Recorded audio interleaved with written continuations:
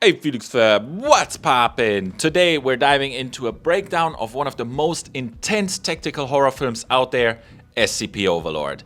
And we're taking a look at the gear used by the operators in the movie. We'll not only break down their gear, but I also show you how to build your own SCP Overlord inspired loadout for your airsoft games. Before we jump into the tactical breakdown, let me give you a quick rundown of what SCP Overlord is all about. SCP Overlord is a short film created by Evan Royalty and Stephen Hancock, set in the SCP universe, a fictional world where the SCP Foundation, Secure, Contain, Protect, is tasked with containing paranormal threats, also known as SCPs, to prevent them from being exposed to the public. The film follows two elite units, Epsilon 6 called the Village Idiots and Nu 7 called Hammer Down, as they investigate a mysterious cult in a New England commune who is supposed to have vanished, only leaving behind some floating people in the sky. What makes SCP Overlord even more unique is its use of, I call it tactical horror. Similar to films like Predator,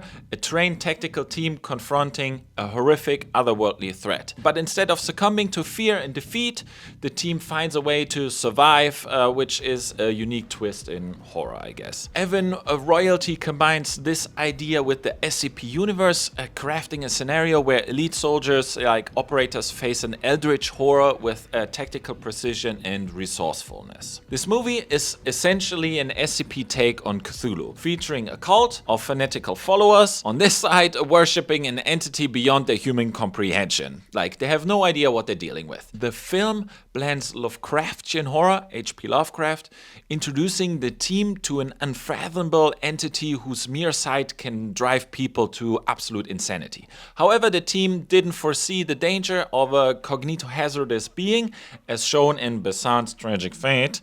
Spoiler alert. Despite the Foundation's usual filters to avoid such risks, they were unprepared for the threat posed by the entity beneath the commune. A signature effect by H.P. Lovecraft is, for example, where the exposure to such incomprehensible beings results in madness. You've got trained operators who is going up against something they can't fully understand, and they still find a way to survive.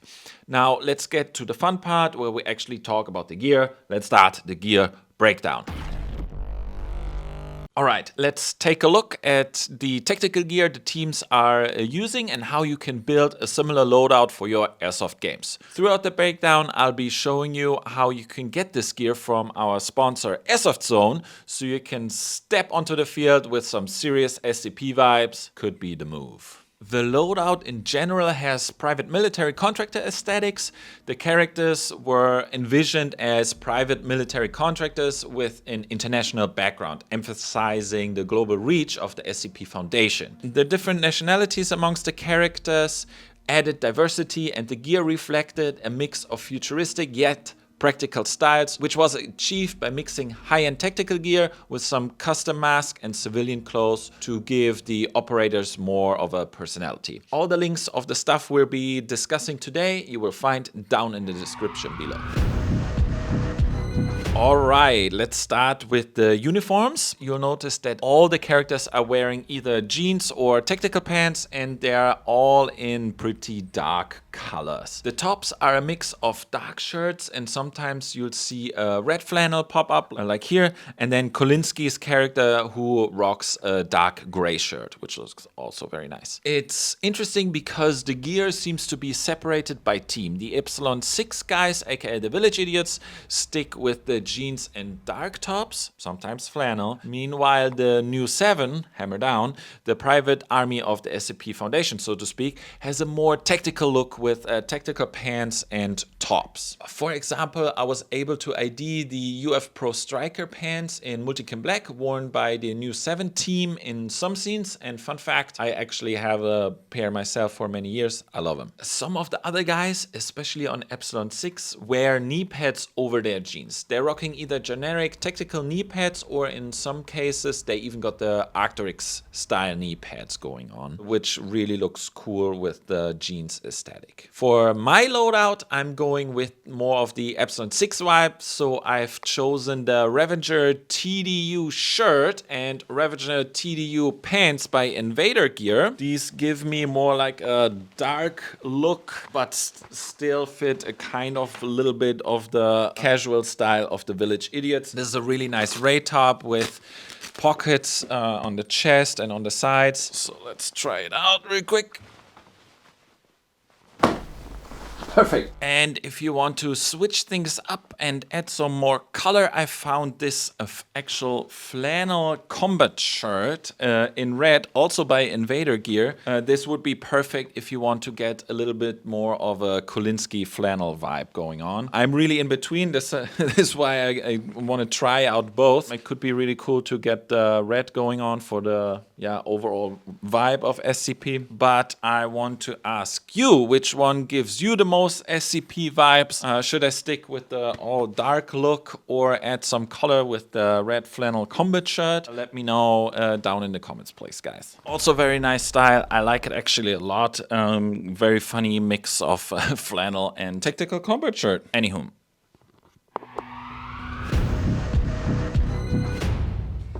All of the operators are wearing plate carriers. The production actually was sponsored by LBX, so most of the characters are rocking the LBX Tactical Armatus 2 plate carrier. It's a great choice with a very futuristic tactical look that fits perfectly into the SCP universe. They switched things up slightly between characters, giving each operator a bit of individuality. Most of them have triple mag holders on the front, and sometimes you see a dangler pouch underneath. These danglers are perfect for holding spare batteries, a snack, or even one of those little battery powered fans for those hotter airsoft days. I've usually used it for some paperwork, for maps and other kind of stuff, some real money, some in-game money, and then during the night games I always store my thermal monocular in there. On the side, you will see they added pouches for extra storage, including spots for radios, for magazines, or even first aid kits. You'll also see the PTTs, push-to-talks. These are U94 PTTs, which connect the radios to their active hearing protection. You can get these for most common radios, and it's an awesome addition for airsoft comms if you're working on a team, to have it connected to a thing right here into your ear and you have it on your radio. It's just like, that's how it's supposed to be. For my own loadout, I went with the Reaper QRB plate carrier from Invader Gear. It got a very sleek, dark look, similar to what Lambert and Janssen are wearing in the film. But if you prefer a mix of multicam gear with dark clothing, that also works pretty awesome in my opinion. So what I did here, I added a triple M4 pouch in the front, which is a panel and can be removed and switched out for something else. I have now in here as placeholder 2 smoke grenades and a pistol, but of course there's going to be M4 magazines in there. You kind of can't have enough mags for an airsoft game, right? But please, for the love of God, don't look like a hot dog vendor at a sports event. Don't build out like row after row after row of M4 mags. I think 2 rows maximum. Everything above 3 just looks goofy in my opinion. On top of that, I attached an admin pouch. It's actually right here. It's super handy for like storing pens. Like there's a little pen pouch here, then a map of the game field you're at to communicate with your buddies over the radio or to find out about mission locations. Then what I love is to have a little Leatherman here. You could always need one when you don't have it, so it's really awesome to have it right on you. Then of course you can slap some GoPro batteries in here or in a dangler if you have one, or even my phone if it fits and I'm out on the field. Then here on the top I have this really cool little elastic Velcro piece for batteries. I think this is just a tiny little thing that can make your life so much easier. I put it now here for style points, but this could go also into you a pouch that has Velcro in, so everything looks a little bit more sleek. You always have some batteries you may need on you, because there's nothing worse than battery runs out and you can't find a replacement. On the side, for some extra storage, I have a medium utility pouch or a medic pouch. I want to leave the right side empty, so everything up under my right arm is empty, so I have easy access to my backup, which is right here. The medium pouch is great for storing, in my case, radio. We're gonna get to the radio setup a little bit later. Then you can put some BB shower grenades in there. Additionally, the smoke grenades will go from here to there, or other kind of batteries, whatever you need, a little snack. It's always great to have a utility pouch where you can just dump some stuff in you may need on the airsoft battlegrounds. All of them are wearing some kind of tactical backpack, as that would be the place for housing the additional filtering system for their gas mask they're wearing. Sometimes you see them using a back panel, and another time just a regular tactical backpack. If you're building a similar loadout for airsoft, you could go, for example, with something like the cargo pack or the Mod 1 day pack from Invader Gear. Both are great options. They are perfect for carrying essentials like, for example, an HPA air tank, BBs, a speed loader, and of course some water to keep you hydrated on the field, snacks, whatever. That's a little bit more heavy and can go in a backpack easily. For my loadout, I'm actually sticking with my Arc'teryx backpack I have for many years now. I think it's absolutely perfect for this circumstance, and it's gonna treat me well for my SCP loadout. I think the futuristic look, turtle shell of this is absolutely perfect for an SCP loadout. And then, yeah, I have the antenna here, but we're gonna get to that in a second. But yeah, just a tiny little tactical looking backpack, and off you go. Now let's move on to some of the most iconic pieces of the gear of the SCP Overlord operators, the gas mask.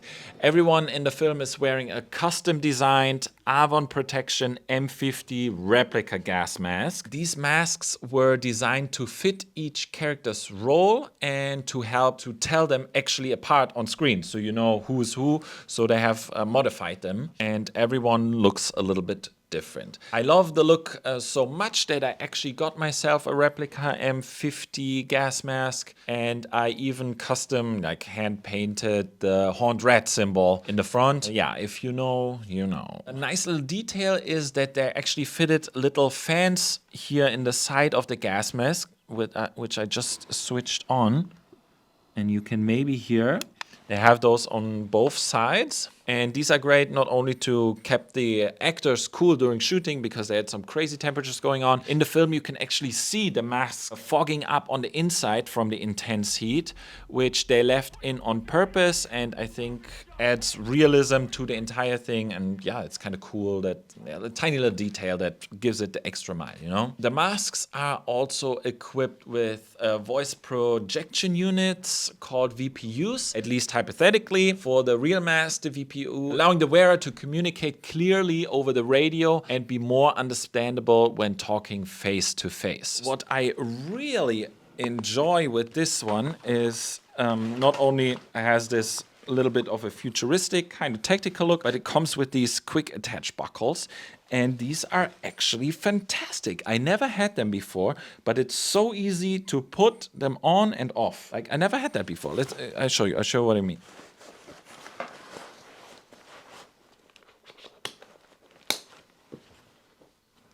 And we're on, and then if I want to take it off, you just pull and it comes off, and you can slip out so easily. I never had one of those before, but it's super easy, and it made fitting this super easy. I like it a lot.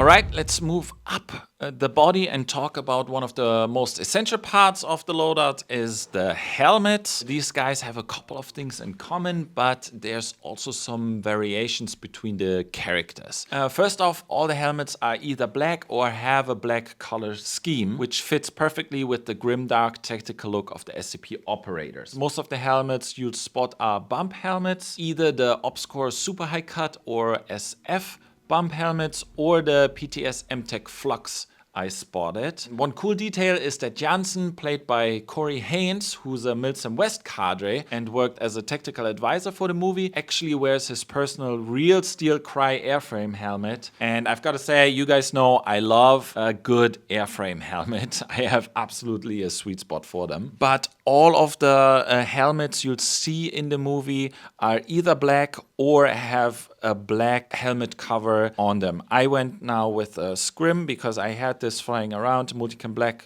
scrim for my Bush Protective AMH2 bump helmet. Serves the vibe absolutely easy and looks cool. Now every helmet in the film has rail mounted hearing protection, mostly as it looks pelters or some other kinds. Whether they're real or repro, you can't really tell on screen, but they definitely add to the tactical vibe of the whole thing. For example, Kolinsky is wearing earmore hearing protection, which is great for both the look and for comms communication, and they don't break the bank, and you can connect them with any kind of normal radios, and you have a microphone on there and active hearing protection for not too much money. For my loadout, I haven't mounted my hearing protection on the helmet actually, but I used Peltor's dual comms, which gives me the possibility to hypothetically run two radios, one here and one here. But that's a whole different story and kind of annoying. But I kept it off of my helmet for my gameplays. And if I really need it, I can wear it underneath, remove some padding inside the helmet, put that on, put the helmet on top. It's going to be a lot to wear, but it's worth it. Let's go with one of the most obvious of the features of their helmets. It's of course the NVGs. The night vision devices they're all wearing, as all the helmets are equipped with Wilcox L4G24 style NVG mounts. This is this one here in the front. In the darker scenes, the operators then are using GP NVGs or panoramic night vision goggles, which are all Reaper units. And why? Well, because real GP NVGs cost between like $14,000 and $25,000. So they used Reaper ones, but they added for the realism some little lights inside the tubing. So you had this little shine of dim light onto the actor's eye when they film really up close in the dark, which really adds to that. Yeah, they could be actually real. And then there's actually some of the actors who wear the Call of Duty version of the panoramic night vision, which actually fits, in my opinion, with the futuristic tactical look extremely well. And I don't mind it at all. I think it's a cool stylistic choice. One interesting side note is that there are no real GP NVGs that come in black. On the back of the helmets, most operators have either a battery pack to power their night vision device or a helmet pouch like a Mohawk pouch. It looks super tactical and gives you space to store batteries and counterweights, of course, for your night vision devices. I prefer to keep the space free for my power bank right here to run two GoPros, one here and one here if I'm not having the night vision on, to record my Airsoft gameplays. Another detail that I really like is how each operator adds their own sense of individuality to their helmet with patches. You notice each character has their own unique unit patch on the side and sometimes a flag patch to show their heritage. For example, Kolinsky represents Poland, Cicero is from Italy, and Lambert right here is from the UK. This was actually inspired by the actor's real-life heritage, which I think is a cool touch, but also a very American thing to do. I actually made my own SCP unit and foundation patch. I saw it in the behind the scenes that the director did the exact same thing. This one and this one right here. I just printed out the logo on normal paper, put some clear tape over the top, put some Velcro on the sides, and then some hook Velcro with some glue on the back side. Same goes with here. I just printed this out. This is like soft Velcro, hook Velcro on the back. Took me like 10 minutes to make and looks cool. Super easy. You could do that with any kind of patch and is even water resistant. Every helmet has an IR identification strobe, or it's either the Hellstar 6 or a Manta strobe. You see in a couple of scenes they have like an overview and they can be identified with the little flashing on their head. So there's no blue on blue, no friendly fire. You'll also notice some of the helmets have contour cameras mounted on the side for the extra tactical look. Sadly, none of those cameras they had mounted on the side of the helmets made it into the movie. In contrast, actually, to the Series SEAL team, where they did that before with the Mohawk cameras here and everywhere, and they actually cut that into the series, which I found really cool and dynamic. One last thing, if you want to get some tactical points today, take out the little clips that are on the side of your helmet if you're not using them, because yeah, it makes it look kind of noobish. It just looks cooler in my opinion if you take them out. Just trust me, bro. Now let's get into the radios, which are kind of key for comms during any mission, whether it's in the SCP world or in the real world Airsoft games or during an outdoor adventure, not to mention an emergency situation. I'm pretty sure the actors in the movie were using not their own helmets, but also their own radios connected to their hearing protection via a PTT. In the beginning of the movie, you spot a lot of Baofeng radios with blade antennas. Every now and then, I think I caught a glimpse of a PRC 152 with the normal stock antenna, which is another very popular choice among Airsoft Milsim players, but this is serious radio stuff, it's very expensive. For my personal loadout, I'm running something a little bit more specialized. I've got the Baofeng UV25 right here, and I have it hooked up to the CT5 Tech Mic from JCI Comms. This is a very specific unit. It's a solid setup that gives you more flexibility because I can use this with the Peltors, with normal headphones, or with no headphones at all. So it's a little bit of a very specific item, but I have routed this right here and then have access right here, like blah, blah, blah, blah, blah. Yeah, okay, anomaly detected. And now it's where it gets a little bit more interesting. I have this paired with the yogurt cup antenna right here, which I keep in the backpack. So this has two connectors. One is for voice, goes into the radio. The second one is actually also comms, but different comms. It's connected to a Meshtastic T-beam board that I use to create my own personal mesh network. Basically, it lets me communicate over longer distances via text messages, and it shares GPS locations with other Meshtastic devices. And this also works in environments where there's no cell reception. This is a really cool side project. It's open source and very, very easy and accessible. If you guys want me to dive deeper into how I set up this mesh network and I explain my entire new comms setup in more detail, just let me know down in the comments below. I love to break it down for you guys if there's enough interest. I love this. This is a very deep rabbit hole.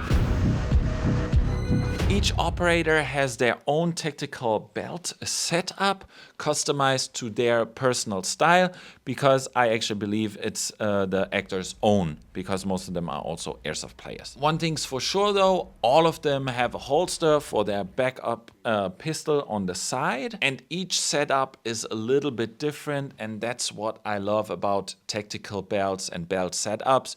You can get really creative with how you configure yours to your perfect liking. What should you look for in a good belt setup? Start with a belt that has an inner Velcro layer to hold your pants up, and then attach your tactical belt on top of that with hook Velcro. That is way more comfortable and overall more streamlined and kind of the norm nowadays. Also, they're not so huge. Now let me show you my personal setup for some inspiration. I'm using the Novridge holster system for my backup pistol on the side. It's a really cool, easy to use system, but just a heads up, it only works with the Novridge pistols. I believe you need a little thing so it actually slides into the holder.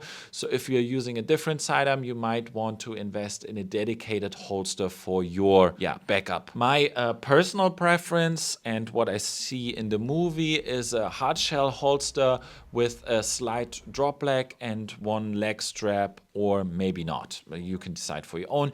You can actually see a similar setup used by the operators in the movie here and there. One character is using, for example, the Safariland TMC 6354 DO Repro holster. I saw that in a gear video. And then for mag storage, I recommend having space for at least 2 pistol magazines and 1 emergency M4 magazines. I have the pistols left front a little bit, and then the emergency M4 single pouch on my belt right here. This is the last M4 mag I will use, so I know when I run out of BBs. So I'm gonna use one replica. So this is like 1, 2, 3, 4, and this is number 5. If I put this away in my dump pouch, I know I'm out of BBs. Speaking of dump pouch, on the back of my belt, I have a dump pouch to dump magazines in. I personally prefer the netted ones because they let dust fall through and keeping your mags a little bit more clean. Of course, this is up to personal preference because some players like to actually reinsert the empty magazines into the plate carrier or whatever they're using. But I like having the dump pouch in the back, and I don't mind them swinging in when there's like 4 mags in there and I still run around.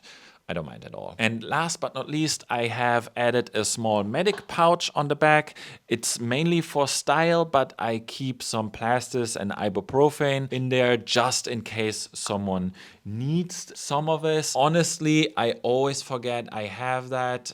I never remembered that I either have plasters nor ibuprofen when I need it. I just, It looks cool. I have it for the looks. When I need something, I don't remember that I have it in there. One fun detail I noticed in the movie is that some of the operators have zip ties on their belts, probably for restraining the cultists in a hypothetical situation. Of course, they never actually get to use them in the film, but it's a very cool touch because it implies that they will have contact with potential cultists. For the movie, they went with gas blowback airsoft rifles to simulate realistic recoil, and then added the muzzle flash in post-production. Most of the characters are using Elite Force HK416s or different Mark 18 variants as gas blowback rifles. One of the coolest things about these replicas is that many of the actors are actually airsoft players themselves, so they brought their own custom furniture to make their loadouts feel personal and use what they like and also know. Even though the replicas had some differences in customization, they all had the same basic structure. They all run some kind of optic. Most of them are either T1 red dots or XPS holos mounted on a riser. So this gives them the extra height to actually look through with the gas mask on. Aim down sight, because otherwise that would be very, very hard. And I hate to see people leaning their head over like that. Get a proper riser, get a high riser. It's so worth it. Then they all have some kind of PEC-15 laser module in the front. They're designed for IR laser designation of targets under night vision, or they have sometimes also a flashlight in them. But they also, most of them additionally have a flashlight on the side. Those are, for example, the Shorefire M300 Repro or something similar, usually activated with a little pressure switch that sits on the rail on the top or wherever they prefer. So it's easy and quick accessible able to turn it on and off. Sadly, in Germany, these have to be non-functional because of our laws. We are not allowed to have any kind of illuminating devices mounted onto any replicas. Then they have some kind of foregrip of their liking. Mostly you'll see some kind of grip or hand stop. This is just personal preference and yeah, tactical look. And all of them are running some kind of suppressor. These are also mostly for looks, even though a foam-filled suppressor actually does a lot to an HPA rifle or to an GBB. Not that much. It can muffle the sound a lot. But a replica with suppressor always looks, yeah, cooler to me. And it serves the vibes, no question. This overall replica setup is perfect if you're looking to recreate a similar build for your own airsoft games, and it's highly functional and very usable for night games, CQB, or any kind of milsim events. It's basically the standard, in my opinion, of airsoft replicas. For my own setup, that's where we get that from. I'm running the advanced Philex MK16, and I've customized it with my own furniture to match the SCP tactical style. But yeah, this is kind of the norm, and I already basically had it running like this. Alrighty, that wraps up our tactical gear breakdown for SCP Overlord. We covered everything from the uniforms to the plate carriers, helmet, radio, and even the replicas and gas masks, of course. In case I forgot anything, please let me know down in the comments below. So whether you want to build a full SCP Overlord loadout or just grab a few pieces of gear here and there for inspirational purposes, you've got plenty of options to choose from. And a big shout out to AirsoftZone for sponsoring this video and hooking me up with the gear to build my own SCP Overlord inspired loadout. If you're looking to pick up any of the gear I talked about, check the links in the description below for everything from the plate carriers to tactical pouches, replicas. They even have BBs and everything more an airsofter's heart desire. Just go check out their website, AirsoftZone.com. I hope you enjoyed this little video, and I'm very excited to run this SCP Overlord loadout. I hope I could inspire you, and yeah, take everything and put your own little spin on it. And I hope, yeah, I could open your horizon a little bit more, because yeah, like always, it's always about to just look cool, and you're gonna look cool. Anyways, if you have anything, any questions, anything, put it down in the comments below. Otherwise, I'm gonna see you in the next video. Have a good one. SCP.